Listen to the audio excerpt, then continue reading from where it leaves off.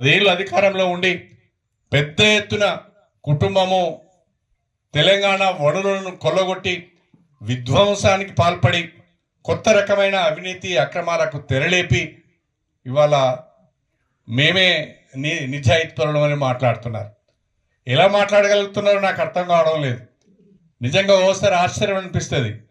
ఇవాళ కేసీఆర్ కుటుంబంలో, కల్వకుంట్ల కుటుంబంలో లిక్కర్ కేసులో ఇన్వాల్వ్ అయిందని చెప్పి, లిక్కర్ కేసులో కుంభకోణం జరిగిందని చెప్పి సాక్షాత్తు కేసీఆర్ బిడ్డ కవిత గారు ఢిల్లీలో తిహార్ జైల్లో ఎన్ని రోజులు ఉన్నదో మనందరికీ కూడా తెలుసు. అదేవిధంగా ఇవాళ కేటీఆర్ పైన ఫార్ములా ఈ కేసులో దాదాపు 55 కోట్ల రూపాయలు నిబంధనలను అతిక్రమించి మరి ఆ కంపెనీకి పే చేశారు. తద్వారా అనేక రకాలైన తప్పులకు పాల్పడ్డారని చెప్పి ఈరోజు ఆయన మీద కేసు అయింది. ఆయన కూడా రేపో మాపో జైలుకు పోయేటట్టున్నాడు.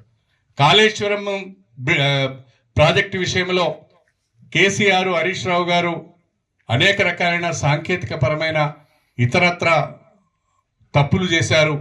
వాళ్ళను కూడా తప్పకుండా విచారించవలసిన అవసరం ఉంటుంది అని చెప్పి కమిషన్ ఘోష్ ఒకవైపు మాట్లాడుతున్నారు.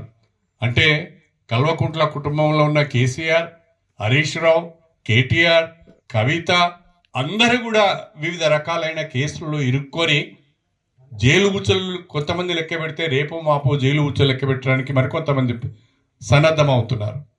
నేను అడుగుతున్నా, ఒక్క కేసీఆర్ కుటుంబం మీదనే ఇన్ని ఆరోపణలు ఎందుకు వస్తున్నాయి? నిజంగా మీరు నీతివంతులైతే, నిజంగా మీరు నిజాయితీ పరులైతే ఇన్ని రకాలైన ఆరోపణలు మీ మీదనే ఎందుకు వస్తున్నాయి? ఇన్ని రకాలైన సాక్ష్యాలు మీకు వ్యతిరేకంగా ఎందుకు లభ్యమవుతున్నాయి? మీరు మంచి వాళ్ళైతే ఈ రకంగా ఎందుకు జరుగుతుంది?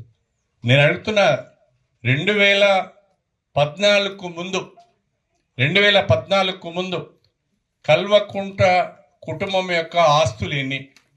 ఇవాళ కల్వకుంట్ల కుటుంబం యొక్క మొత్తం ఆస్తులు ఎన్ని? ఆనాడు పదుల సంఖ్యలో ఉన్న మీ ఆస్తులు, 10 కోట్ల 20 కోట్ల రూపాయలు ఉన్న మీ ఆస్తులు ఇవాళ వేల కోట్లకు ఎక్కడి నుంచి చేరినాయి? 100 ఎకరాల భూములు మీ చేతిలోకి ఎలా వచ్చినాయి? ధరణిని మీరు ఏ రకంగా దుర్వినియోగం చేశారు? ఇవాళ బయటకు వచ్చి నీతులు మాట్లాడుతున్నారు. దళిత బంధులో కమిషన్ తీసుకున్నాడు, నీతులు మాట్లాడుతున్నాడు. దళిత బంధులో మా దళిత సోదరులను మోసం చేసి 1-2 లక్షల రూపాయలు వసూలు చేసి నీకు దళిత బంధు ఇస్తానని చెప్పినోడు ఇవాళ నీతులు మాట్లాడుతున్నాడు.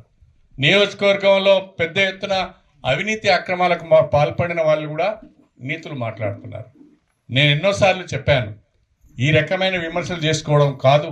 మీ దగ్గర ఏమన్నా కడియం శ్రీయర్ చేసిన తప్పులకు సంబంధించిన ఆధారాలు ఉంటే బయట పెట్టండి, నేను సమాధానం చెప్తా అన్నాను. కానీ ఒక్కడు కూడా ఒక్కరోజు ముందుకు రాలేదు. పత్రికా విలేకరుల మీటింగ్ పెడుతున్నారు, మాట్లాడుతున్నారు, పోతున్నారు తప్ప సాక్ష్యాలు చెప్పడం లేదు.